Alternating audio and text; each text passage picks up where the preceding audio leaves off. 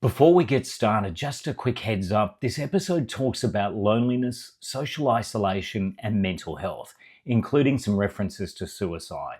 If that's something you're navigating right now, please take care of yourself as you listen. There's a list of supports in the comment section and a support message at the end of this episode, and you can always skip ahead if you need it.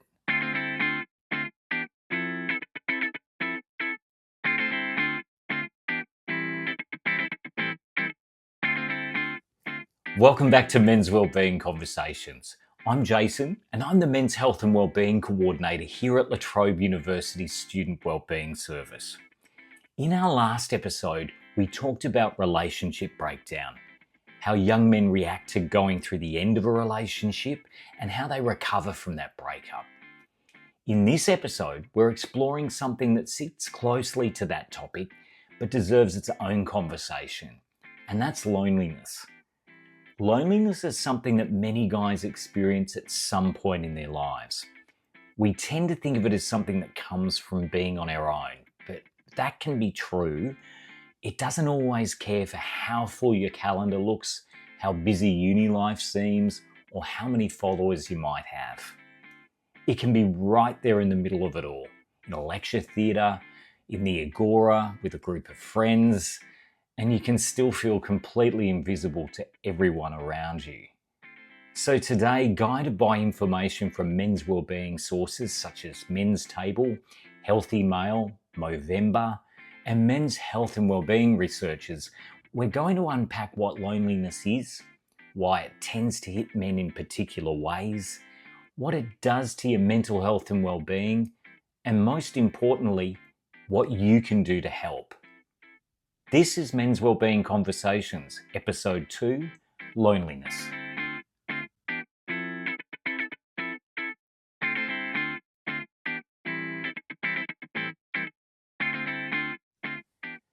Let's start with what loneliness actually is, because this is often misunderstood. Now, Healthy Male is a national men's health organisation, and they've done quite a bit of research into this topic. And they describe loneliness as a distressing feeling that arises when your relationships aren't meeting your social needs.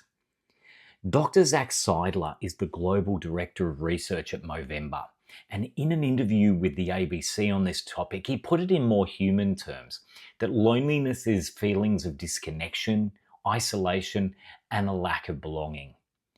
So loneliness is more about the quality of your connections rather than the quantity. You don't have to be alone to actually feel it. You can have 100 people in your contact list and still feel like none of them really get you. It's also worth distinguishing loneliness from social isolation. Healthy Male describe isolation as having minimal contact with others. It's more objective. Loneliness is about how you feel. You can be isolated without feeling lonely, and you can feel deeply lonely in a crowd. They're related, but they're not really the same thing. In terms of how common it is, a national representative survey of over 1,200 Australian men conducted by Healthy Male found that 43% reported feeling lonely, with 16% experiencing high levels of loneliness.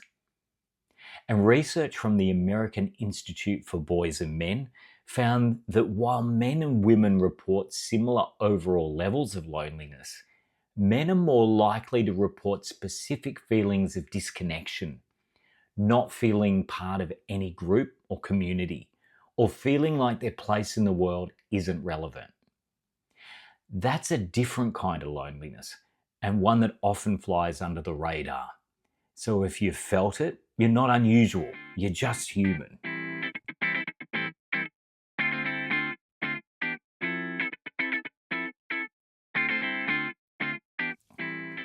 Why does loneliness hit men in particular ways? Now, here's where things get interesting. Loneliness affects everyone, but men can sometimes experience it and deal with it differently. The Men's Table is a community-based support group. They describe how male friendship has shifted significantly over the decades. Where connections once formed naturally through neighbourhood life, Shared workplaces and community activities, increased mobility, and longer working and study hours gradually eroded those opportunities for connection. The result is that many men today have more surface level connections. People they know, but maybe not people who actually know them. There's nothing wrong with the kind of friendship built around being mates and just having a laugh. But when that's the entire depth of your social world and life gets hard, you can find yourself surrounded by people and still completely alone with what you're carrying. The data reflects this. According to research cited by American Institute for Boys and Men, the number of men reporting no close friends has risen from around 3% in 1990 to about 15% in recent years. And that's a significant shift in just a single generation. Dr. Zach Seidler, in that interview with the ABC, discussed how as men we move through adulthood, into the workforce, into parenthood, and friendships can quietly slide down the list of priorities. The natural social structures of school and uni fall away, and the effort required to maintain quality connections gets crowded out by everything else. As we explored in our last episode, some men also rely heavily on their intimate partner as their primary source of emotional support. If that relationship ends, the gap can feel enormous, which is another reason why building broader connections matters. It's also worth noting that men often connect differently through shared activity and something Dr. Zach Seidler from Movember refers to as side-by-side experience rather than direct conversation. Sometimes we can lose contact with opportunities that provide this compared to times when it's on tap, like at school or at uni, and it takes effort to seek it out. Now, for younger men especially, social life can shift online. It's recognised that online spaces have real value, but they work best alongside face-to-face contact, not instead of it. Another important aspect is the unspoken rules around masculinity. Messages many of us men absorb growing up that real strength looks like self-sufficiency, that needing people is a weakness, and that sitting with difficult feelings, like loneliness, isn't something you do. And while independence and self-reliance can be really positive masculine traits, those messages make genuine vulnerability harder. And without vulnerability, friendships tend to stay on the surface.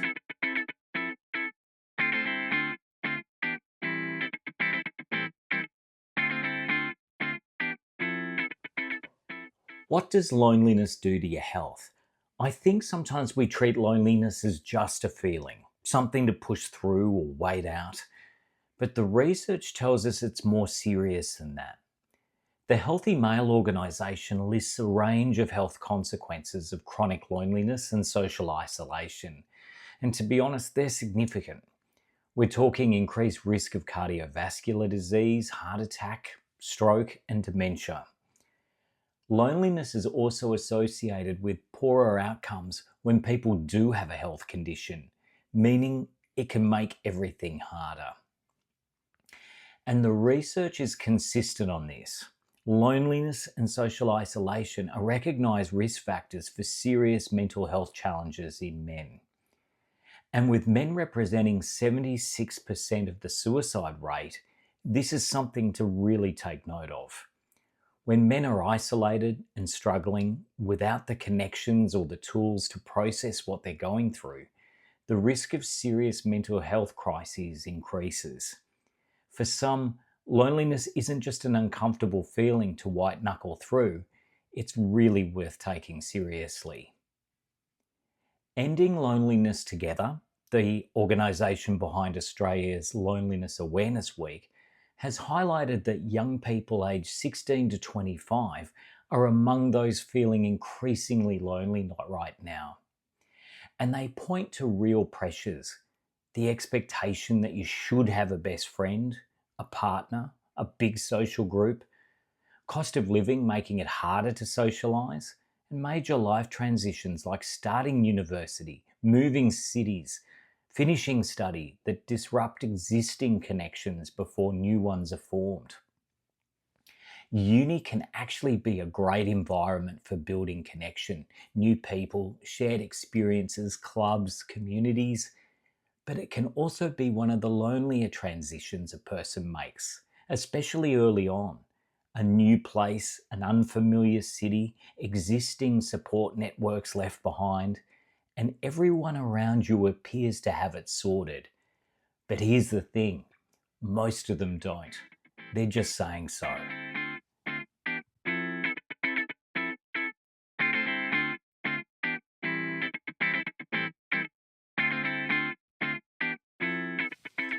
Now let's take a look at the things that can help. What does moving through loneliness actually look like?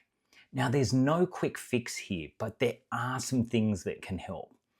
And they fall into two broad categories, and that's to widen the opportunities for connection and to deepen the connections that are already there or with the new friendships in your world. The first place to start is naming it first. Healthy Male is pretty direct about the first step. Acknowledge your need to build better social connections.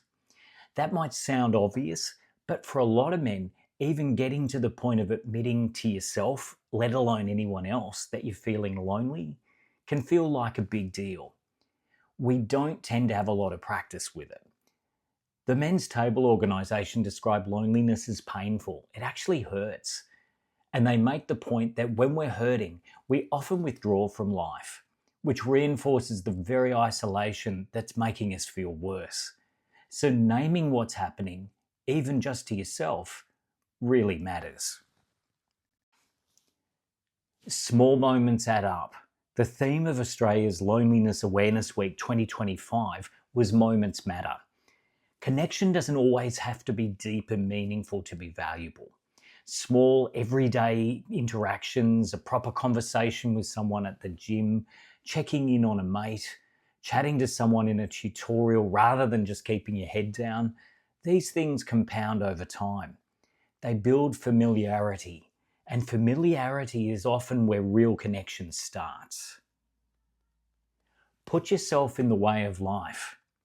When loneliness hits, the instinct is often to stay home, scroll, wait for things to get better on their own. But sometimes you have to go against that, swim upstream, and get yourself into spaces where connection is at least possible. As mentioned earlier, online connection is not without value, but it tends to work best as a complement to face-to-face contact, not as a replacement for it. We're social beings, and that in-person element is genuinely hard to replicate. So it's worth actively seeking out spaces where you can actually show up in person. That might be a club, a sport, a volunteer gig, a class, something that puts you around people regularly with a shared purpose. You show up somewhere regularly alongside people doing something together, shared meaning, value-based connection with other folk who are like-minded. That's the recipe. Now, I really like the next one, and that's make it a standing arrangement. Simple but effective. Healthy Male recommends moving away from vague plans, actually locking something in. Not that we should catch up, but a standing arrangement. A Saturday morning catch up at the gym, a Tuesday afternoon ride, Friday a kick of the football after class. The hardest part of maintaining social connection isn't the catch up itself. It's finding the motivation to organise it each and every time. Remove that friction and you remove one of the biggest barriers. Now, I reckon we've left the hardest one to last, but the one that gets the most payoff. And that's let yourself be known. The Men's Table describe how it takes courage to let your guard down, especially in social contexts that don't tend to reward vulnerability in men. But that's where friendships deepen.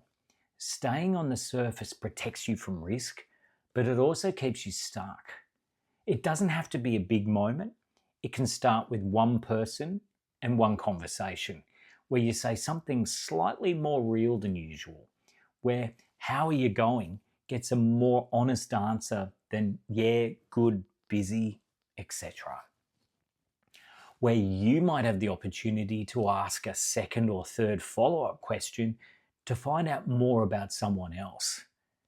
Connection tends to move in the direction of honesty, and that's where relationships deepen. And lastly, reach out for support if you need it. If loneliness is really getting you down, if it's affecting your sleep, your motivation, your sense of who you are, it's worth talking to someone. For students of La Trobe University, the Student Wellbeing Service is available to you. It has generalist counselling as well as specialist programs including LGBTIQ plus counselling, and we also have men's health and wellbeing counselling. If you're not a student, a chat with your GP can be a really good first step.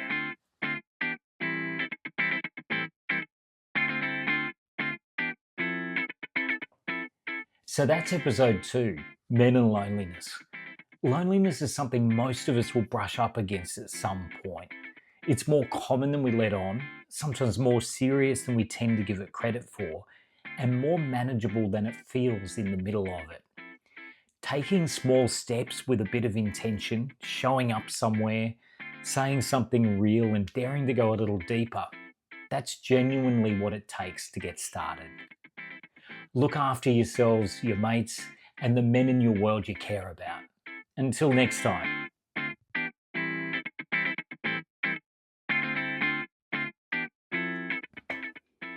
If anything in today's episode has brought something up for you, or you're currently in crisis, please don't sit with this alone.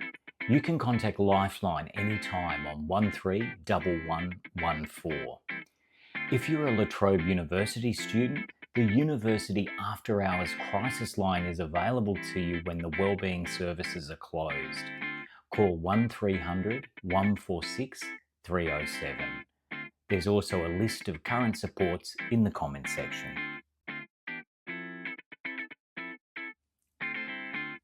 The content of this podcast is based on published research and professional experience in men's wellbeing. It does not reflect or disclose information from any past or present client of the Wellbeing Service at La Trobe University or of the host of this podcast. Any resemblance to an individual's circumstances is coincidental. The podcast is for general educational purposes only and is not a substitute for professional psychological support.